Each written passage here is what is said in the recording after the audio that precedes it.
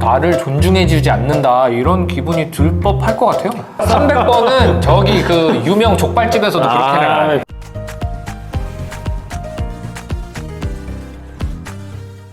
안녕하세요. 로맨티스트의 신동희 변호사 김장천 변호사입니다. 명절이 지났습니다. 명절 지나면 꼭 증가하는 상담 사례가 있잖아요.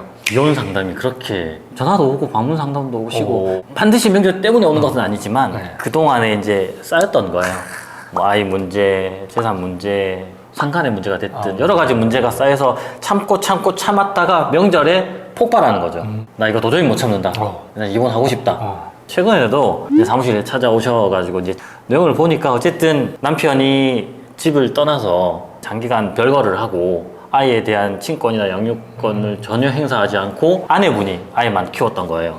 생활비도 처음에는 조금씩 주다가 나중에는 안 줬던 거예요. 이번 설 명절에도 뭐 당연히 연락도 없었고 나는 안 되겠다. 이제 이번에는 이혼해야 되겠다라고 이제 저한테 오셨었어요. 근데 결국엔 이혼을 하게 되면 현실이잖아요, 이혼은. 그럼 재산 분할의 문제 같은 게 또 생깁니다. 첫 번째 물어봤던 건 변호사님 이거 이혼할 수 있을까요?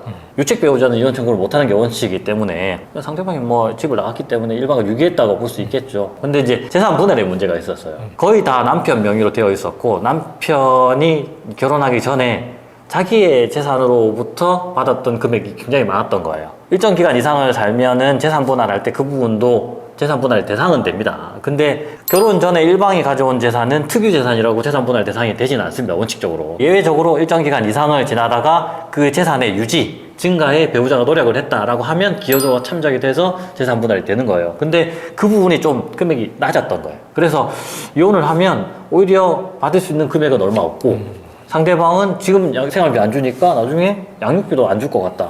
그러면 사실 이게 현실적으로는 큰 의미가 없을 것 같다 라고 해서 일단 잘 한번 살아봐라 라고 해서 돌려보냈던 이유가 있었어요. 명절 지나고 나면 약간은 이혼과 관련된 상담이 늘어나긴 하는 것 같아요. 진짜 이혼을 하겠다 보다는 너무 화가 나니까 아 이거 진짜 이혼할 수 있나? 이혼하면 그렇죠. 내가 재산 분할 좀 받을 수 있나? 위자료 받을 수 있나? 다 이제 상담으로 듣고 상대방이 이렇게 잘못했으니까 이혼하면 나도 당당하게 권리를 이야기할 수 있구나 라는 얘기를 들으면 좀 화가 가라앉으니까 네, 맞아요. 그런 취지에서도 법률 상담 하시는 분들이 좀 계신 것 같더라고요. 맞아요. 그러면 명절과 관련된 상담 구체적인 거 몇 가지 준비해 오셨잖아요. 네네. 결혼 생활 20년 동안 맏며느리라는 이유로 명절 때마다 친정에 가지 못했어요. 그러던 중에 이번 설에 동서는 친정으로 가버리고 저만 혼자 집안일을 하게 되자 기분이 크게 상했고 그 와중에 시어머니와 시누이와 말다툼을 했어요. 근데 남편은 너가 집안 분위기를 망쳐놓는다 라면서 오히려 배우자인 저를 진책하네요. 이혼하고 싶습니다. 이거 변호사님 이혼 가능할까요? 와 20년 동안 못 갔다고요? 명절 때 20년이나 못 갔으면 네. 나를 존중해주지 않는다 이런 기분이 들 법할 것 같아요.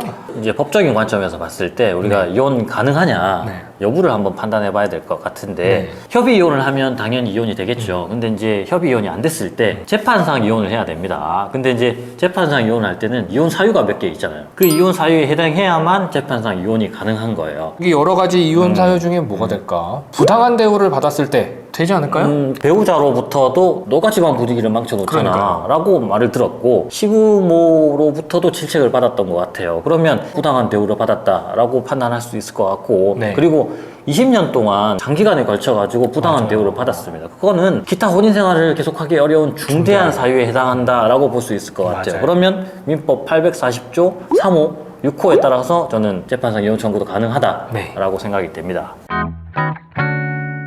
맞벌이 부부로 결혼한 지 7년째인 저는 명절 때만 되면 두통과 소화불량으로 괴롭습니다. 차례상 한번 차리면 동네 잔치하듯 음식을 만들고 오는 손님 가는 손님 하나하나 대접하고 치우고 차리고 이 모든 일을 저 혼자 감당을 해야 하기 때문입니다. 거기다 명절만 되면 가부장적으로 바뀌는 남편과 내 아들이 최고라는 시부모님 때문에 시골 내려가기가 겁납니다. 결국은 참다 남편에게 이혼을 요구하지만 오히려 남편은 1년에 2번 하는 것이 뭐 어렵냐며 콧방귀만 낍니다. 아, 이거 방금 전 사례와 비슷하지만 조금은 그쵸? 또 다른 사례인 것 같습니다. 네. 며느리 입장에서는 차리고 나면 설거지하고 나면 또 오시니까 또 차려야 되고 계속 이게 반복됐던 거예요. 그래서 이걸로 이혼이 가능할까? 일을 너무 많이 시킨다. 예. 사실 요거는 조금은 입증이 부족할 수 있다는 생각이 듭니다, 저는. 그러니까 이게 부당하고 이렇게 하면 안 된다. 네. 그런 이야기를 해줄 수는 있지만 법정에 이혼 사유가 되느냐는 다른 문제라 된다라는 말씀이시죠? 맞습니다. 재판상 이유가 되려면 입증이 있어야 되는데 부모가 네 자식이 최고다라고 말한 것이 과연 시부모로부터 부당한 대우를 받았다고 볼 수 있느냐, 뭐 여러 가지 음식을 계속 차렸다는 것이 부당한 대우라고 볼 수 있느냐, 남편이 그렇게 말을 했던 것이 본인을 지속하기 어려울 정도의 사유에 해당하느냐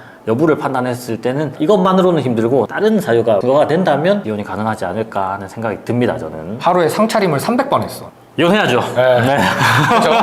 300번은 저기 그 유명 족발집에서도 그렇게는 안 해요. 그렇죠. 네. 처가에 일이 있으면 항상 먼저 달려가서 온갖 집안일을 다 했는데 명절 전날에 시댁에서 하루 자고 성묘 갔다가 서울로 올라오자는 것도 아내는 싫다고 합니다. 29년째 단 한 번도 시댁 일을 먼저 챙긴 적이 없어요. 이번 명절에도 어머님께 면목 없는 아들이 될 것 같습니다. 이제는 못 참겠네요. 이혼 가능할까요? 이제 남편 입장에서 왜 우리 부모님은 챙기지 않느냐. 이거 예. 지금 쭉 보니까 예. 느낌이 예. 야, 왜 니네 집만 자꾸 챙겨? 약간 이런 느낌의 상담이 그러니까. 은근히 많죠. 명절에는 사실 그럴 수 있어요. 그죠? 이거 왜냐면 챙기니까. 명절은 가족이 모이는 날인데 양쪽 집안이 다 가족인데 한쪽 맞습니다. 집안만 네. 챙기면 서운하죠. 그러니까. 근데 여기에 지금 상담 사례가 뭐 정확하진 않지만 뭐 항상 처가를 먼저 챙기지 시댁을 먼저 챙긴 적은 없습니다 라고 하는 것이 만약에 선후의 문제일 뿐이라면 아, 그치. 항상 처가를 먼저 가 그럼 그 정도로는 사실 이혼하기는 어렵겠죠. 그렇죠. 근데 서가를 먼저 챙기는데 시댁을 안 챙겨. 안 챙겨. 그러면 이제 이거는 부당한 대우 혹은 중대한 사유라고 볼 여지도 맞습니다. 있다라는 말씀인 것 같습니다.